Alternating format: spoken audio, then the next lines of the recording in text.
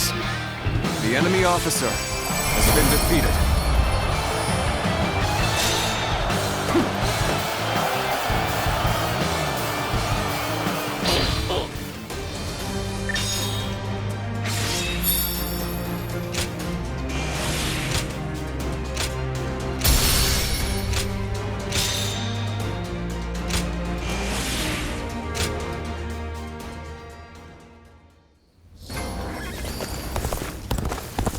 Okay, quiz time. Hard to stay motivated.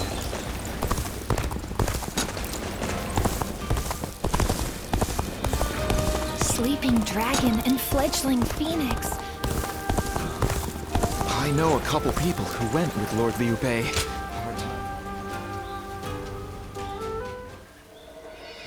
I have to say, Cao Cao's persistence is becoming a real pain. The situation was uncertain for a while, but thanks to you, we made it to Jiangxia in one piece.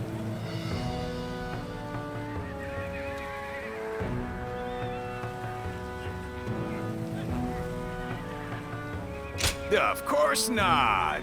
As if the great Zhang Fei of Yan could even be scratched by the likes of them. We were outnumbered, but it was nothing we couldn't handle. Definitely not compared to the battles brother has awaiting him. I can barely even imagine how much work it's gonna take to build his ideal world. A place where everyone can live as they wish. I ain't nearly as cunning as Zhuge Liang, but if he points my blade in the right direction, that's where I'll swing. You know, I've thought it over often enough, but in the end, fighting's about all I can bring to the table. Anyway, if brother's gonna be taking on overwhelming odds, I guess I'll just have to use my overwhelming might to clear a path for him. Well, that may be what I always do, but having a clear goal in mind takes some of the weight off of my shoulders for some reason. I don't really like the way Zhuge Liang talks, but I guess I ought to give credit where credit is due.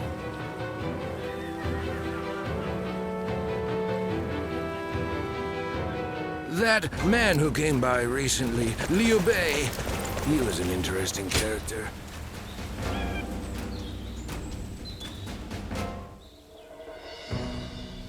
You did an impressive job protecting my brother in such dire circumstances. Allow me to express my thanks once again.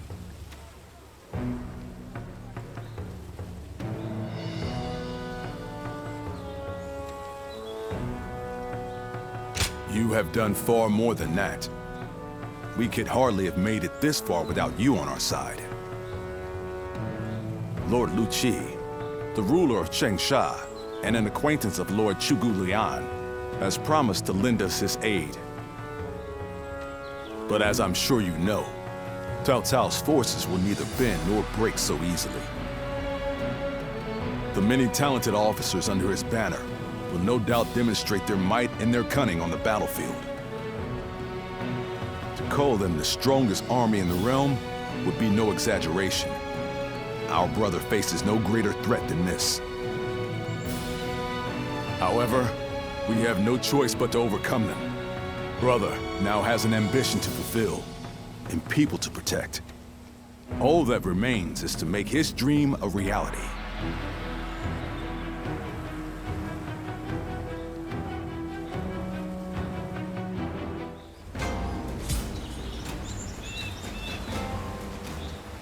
It was a long journey to get here.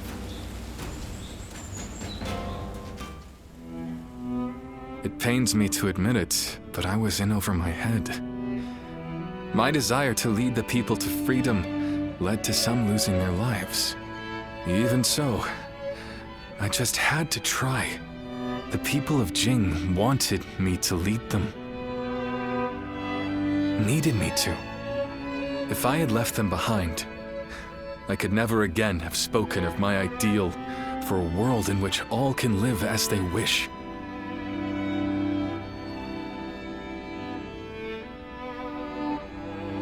Yes, I suppose that's true. I must think of it that way. Our troubles have yet to pass. We may face further sacrifice if we are to rout Cao Cao. Yet, I shall fight to the very end and fulfill my aspirations for the sake of those who are devoted to me. I suppose that sounds like something Lord Cao Cao would say. Perhaps it is only now that I bear the weight of these lives on my shoulders that I am able to stand shoulder to shoulder with such a giant. At any rate, let us wait for Zhuge Liang. I trust that his return shall herald an alliance with Wu.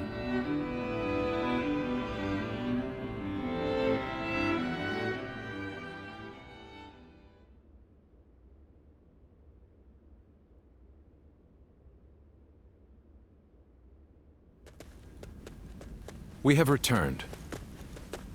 Oh, greetings, my friends. How went negotiations?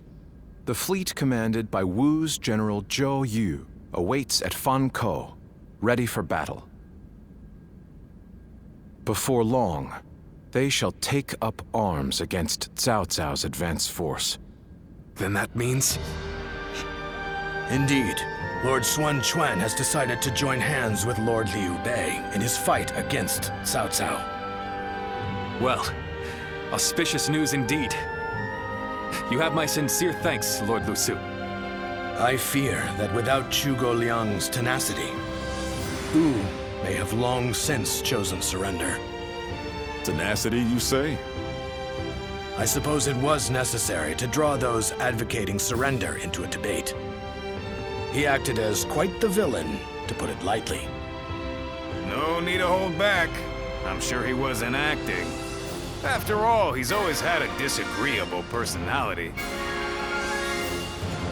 We're in front of the man himself. Allow me to keep my opinions to myself. Even if we secured an alliance with Wu, the fact remains that our forces are scarce in number. That Lord Sun Quan decided to fight with us means he must have seen some chance of winning. And what is this path to victory that you have envisaged?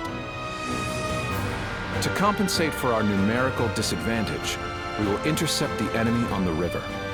After discussions with Lord Zhou Yu, we decided the battle would take place at Chibi in Jing. There, we will rendezvous with Wu's navy. So, we're taking the fight to the water. Perhaps that may offer some chance of winning. Most of Cao Cao's men were raised north of the Central Plains. To speak plainly, they are inexperienced when it comes to naval combat. The people of Wu, conversely, were practically born with their sea legs. No doubt this will offer a huge advantage in the fighting ahead.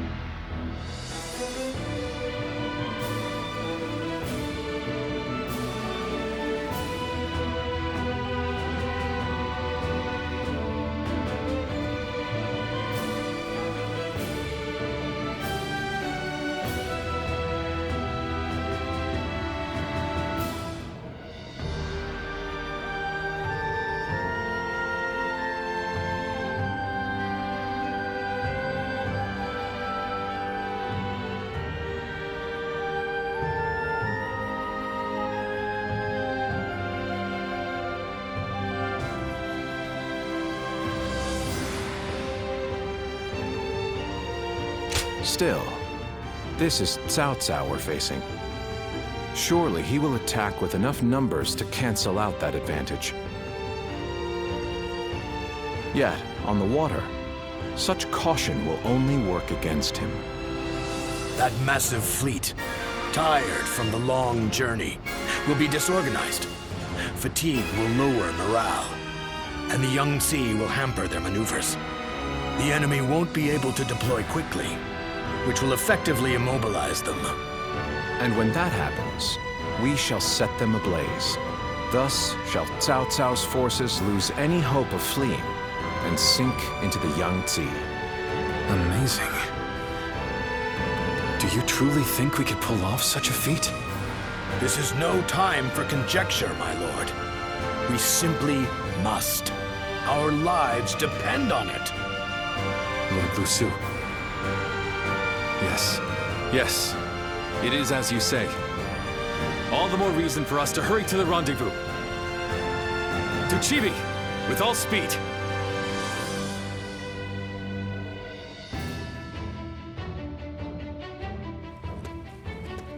A moment, Pang Tong. I wish to speak with you. Well, well. So you're the one to call on me this time, Zhuge Liang. I distinctly expressed that I've no intention of putting my neck on the line. Or have you forgotten? Even for me, the very idea of dragging a dear friend into battle pains me to no end. All the more reason to leave then, don't you think? I have no desire to ally with Wu or any of you. Are you sure about that? Cao Cao is constantly seeking talented individuals. He may already have his sights set on you. If Jing falls into his grasp, your days of peace are over. You'd be forced into a life of vagabonding or supplication to Cao Cao. Is that a threat? Sorry, but that won't work on me. The capture of Jing is well within my calculations. I see. Then you leave me no choice. I didn't want to have to use this last resort, but here we are. Last resort? Well, I'll be damned. So they've got you doing their dirty work for them, have they? You're close with him, are you not? Perhaps you could put in a good word for us?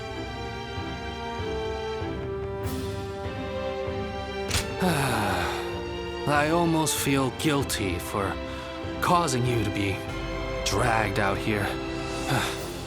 Oh, if it were anyone but you. I don't think I could ever bring myself to refuse if it meant damaging your reputation. You're as insidious as ever, Zhuge Liang. Fine, fine. Just this once. Your support is most appreciated, Pang Tong. Just remember that I will support you as I see fit, and at my discretion. Still, I don't mean to cause you any trouble. Don't you worry about that.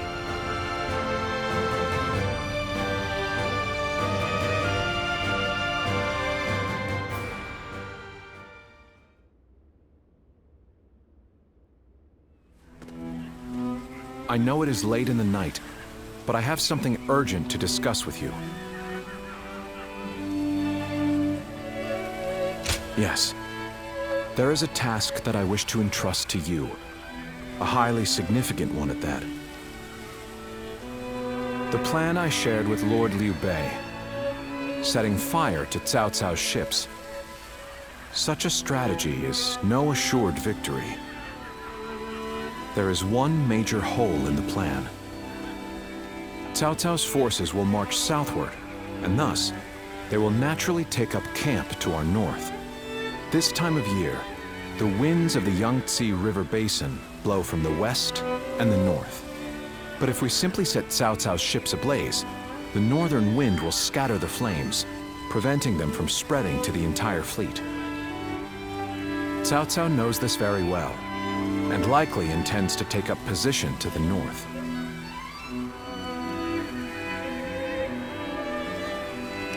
Indeed, we must detect that exact moment. And your power, the power to read the wind, is up to the challenge, is it not?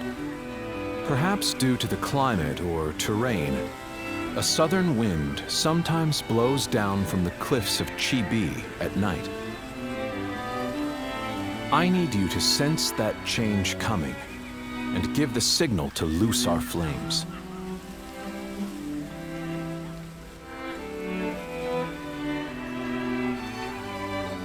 You have my thanks. In order for our fire attack to succeed, we must exploit all means at our disposal. This is a vital task I could entrust to no other. Perhaps I shouldn't say this, but we're counting on that power of yours.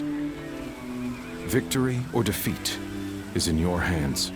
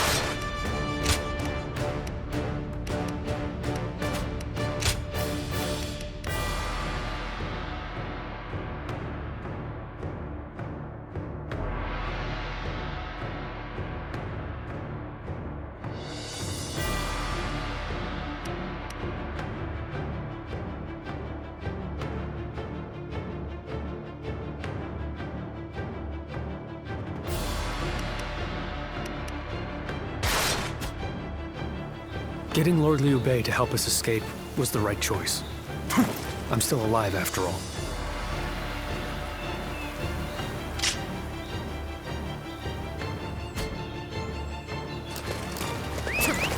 Someone said a massive army is on its way to Jiangxia. What's going on? The city here in Jiangxia.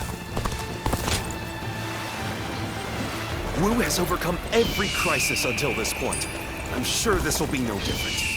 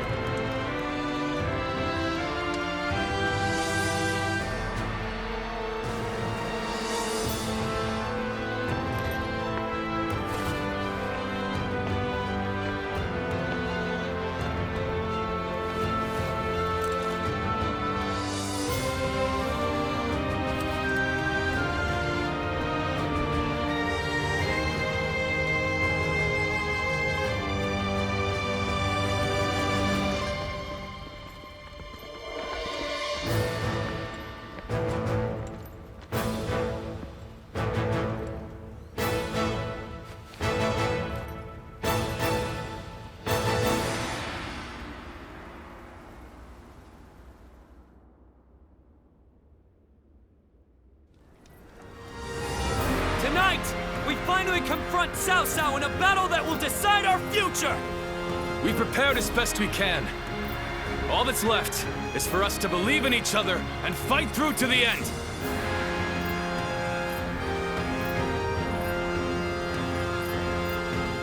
Hold your heads high! This is a fight we will win!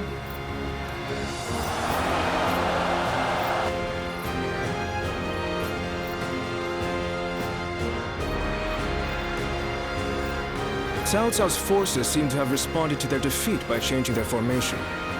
They have linked their ships together into a solid platform, which will enable them to fight as if they are on land. I suppose such quick decision-making is to be expected from the ruler of the Central Plains. But this time, those quick wits of his will be the cause of his downfall. Pang Tong's abilities have proven to be very impressive indeed. For one so reluctant to join us, he has greatly exceeded expectations.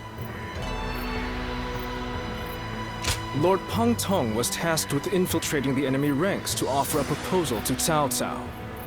A plan to prevent his ships from rocking, that is. A fire attack against a scattered fleet would give the flames no path to spread, rendering it largely ineffective. Having their vessels clustered together and bound by chains will make the fire much more devastating. In short, Lord Pang Tong's scheme is but the first step in our greater plan to defeat Cao Cao's army. The chain stratagem, implemented by connecting several plans together in order to topple a powerful foe. Still, we must keep in mind that a chain is only as strong as its weakest link. And for that reason, we cannot abide even a single failure. We must all be aware of the consequences of the slightest mistake.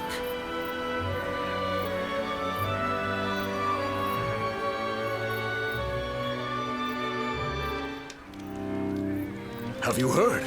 It seems Huang Gai has disappeared from the prison. How did he break out of such grievous injuries? I can't imagine he could have escaped on his own. No one knows where the enemy soldiers who surrendered in the last battle are either. You can bet they had something to do with it. Huang Gai a traitor? It almost defies belief. Oh? Well, Well, we haven't seen you around these parts in a while. So, you've been at Lord Liu Bei's side, have you?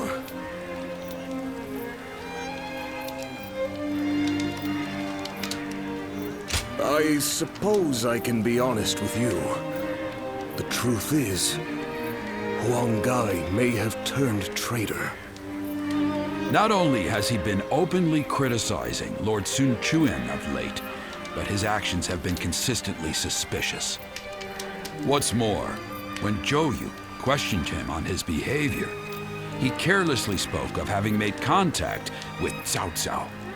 After that, he was flogged and thrown into the prison. Yet now, not a soul knows where he is.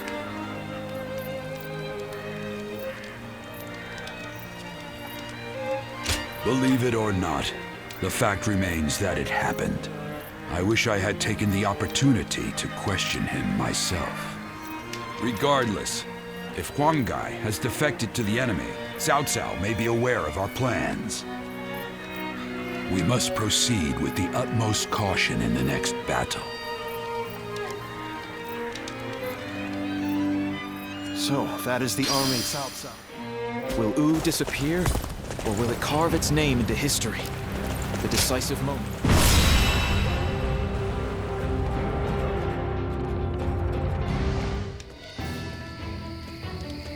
To make Lord Liu Bei's ambitions a reality, we must realize the Longsong plan.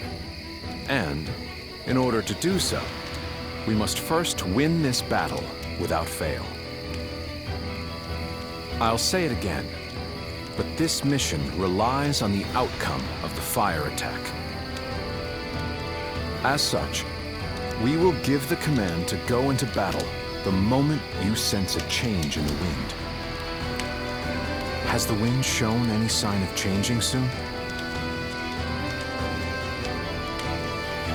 Understood. Then we shall mobilize our troops at once.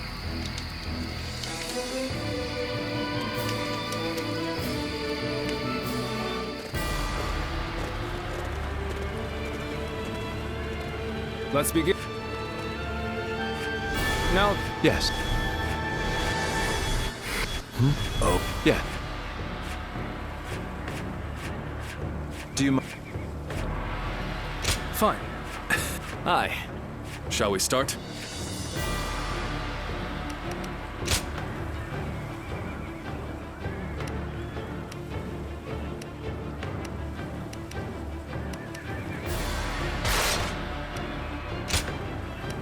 I fight so that honor may carry the day! I'm counting on you.